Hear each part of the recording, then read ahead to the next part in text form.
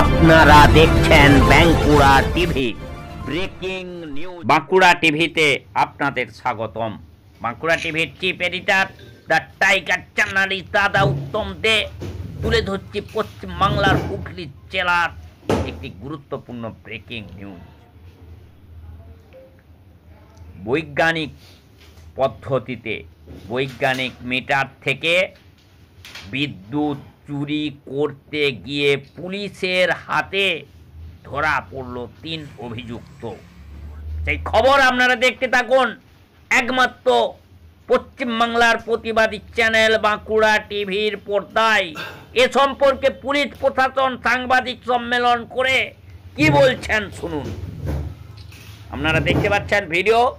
Police প্রশাসন বসেছেন, ওনারা সাংবাদিক সম্মেলন করে বিষয়টা জানাবেন, সেই খবর আমি তুলে ধরছি একমাত্র পশ্চিমবাংলার প্রতিবাদী চ্যানেল। যে চ্যানেল পশ্চিমবাংলা তো বটেই, বাঁকুড়া জেলা তো বটেই, জয়পুর ব্লক তো বটেই, গোটা ভারতবর্ষের খবর তুলে ধরে। পুলিশ প্রশাসন কি বলছেন শুনুন।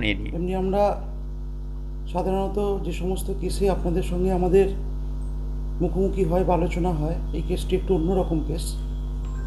আজকে আমাদের পুলিশের সঙ্গে উপস্থিত আছেন আমাদের WBSCDCL এর স্টেশন ম্যানেজার এবং অন্যান্য আধিকারিকরা। যে ব্যাপারে আপনাদের আজকে জানানোর জন্য ডাকা হয়েছে সেটা হলো, আমাদের সিঙ্গুরে দেওয়ানভেরি গ্রামে এই WBSCDCL এর যে আধিকারিকরা তারা একটি ইন্সপেকশনে যান। যেরকম WBSCDCL এর মিটার যে ইন্সপেকশন হয়, ওনাদের একটি সন্দেহবশতই ওনারা যান ওখানে। গিয়ে সমীর পাজা বলে এক ভদ্রলোকের বাড়িতে ওনারা বিভিন্ন ইন্সপেকশন করেন, দেখেন, মিটার চেক করেন এবং চেক করে যেটা দেখতে পান যে নর্মালি মিটার রিডিং যেটা আসা উচিত তার থেকে মিটার রিডিং অনেক কম আসছে। এবং তার কারণ হচ্ছে মিটারের মধ্যে এমন কিছু কারসাজি করা হয়েছিল যার জন্য মিটার রিডিংটা কম আসছে। এবং এই কারসাজিটা ওনারা ধরার পরে ওনারা বুঝতে পারেন যেটা ইচ্ছাকৃতভাবেই করা হয়েছে।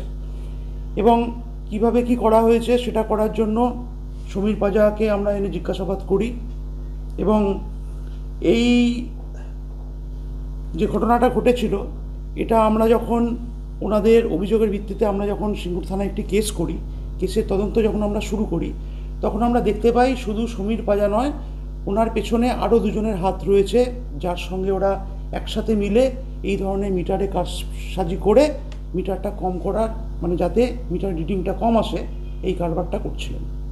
তো সমীর পাজার সঙ্গে আমরা যে বাকি দুজনকে এই সূত্রে প্রথমে আটক করে পরে গ্রেফতার করেছি, সেই বাকি দুজনের নাম হচ্ছে জানকী দে এবং মনোজ ঘোষাল।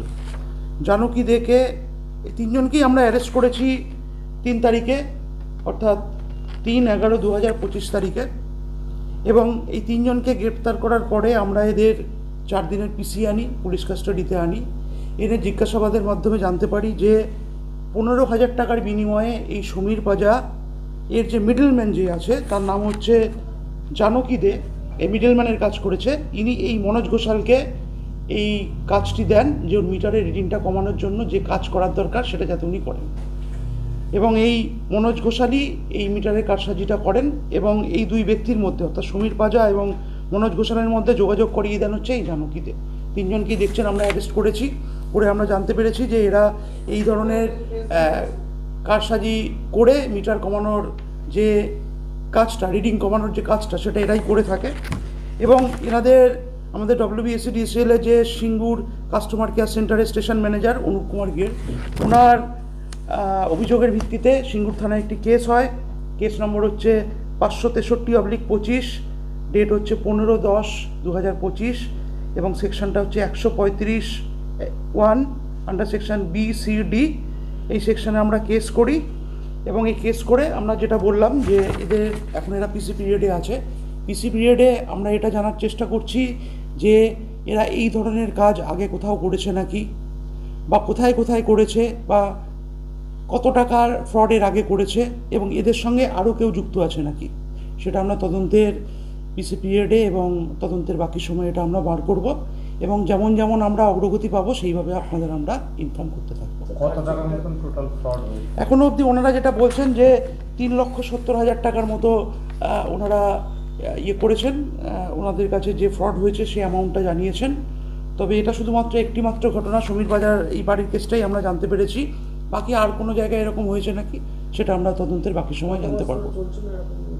হ্যাঁ, ওনারা যেটা ইয়ে হয়েছে, ওরা 15 তারিখে ওনারা ইন্সপেকশন করেছিলেন, তো 15 তারিখেই এটা ওনারা জানতে পেরেছেন। তো তারপরে ওটা আমরা জানার চেষ্টা করছি যে কতদিন ধরে, 6 মাস ধরে এখনও আমাদের প্রাথমিকভাবে পেয়েছি ওনারা ফ্রড করছেন, কিন্তু আমরা আরও জানতে পারবো যে এরা আরও কী করেছে বা এর আগে থেকে হয়েছে নাকি, সেটা ওনাদের সঙ্গে আমরা যৌথভাবে এই তদন্তটা যখন অগ্রগতি হবে আমরা আরোভাবে জানতে পারবো। কীভাবে ফ্রড করতো ওরা? ফ্রড করতো বলতে নর্মালি মিটারটা যে সার্কিটের বিনিময়ে চলে, যে সার্কিটে চলে, এরা সার্কিটের মধ্যে কিছু একটি বাইরে থেকে অন্য একটি সার্কিট তৈরি করে সেই কারেন্টটাকে যাতে ওই সার্কিটের মধ্যে দিয়ে কম পাস করে অন্য সার্কিটের মধ্যে দিয়ে বেশি প্রবেশ করে, এই ধরনের একটি এরা সার্কিট তৈরি করতো। সেটার মাধ্যমে এটা হতো, যেটা আমরা প্রাথমিকভাবে জেনেছি।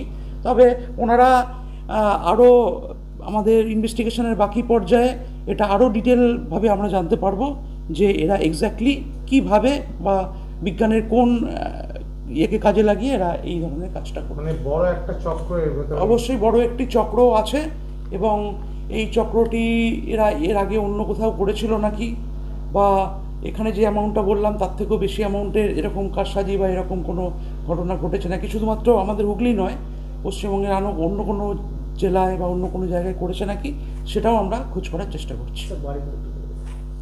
হ্যাঁ, যে 3 জনকে অ্যারেস্ট করা হয়েছে তার মধ্যে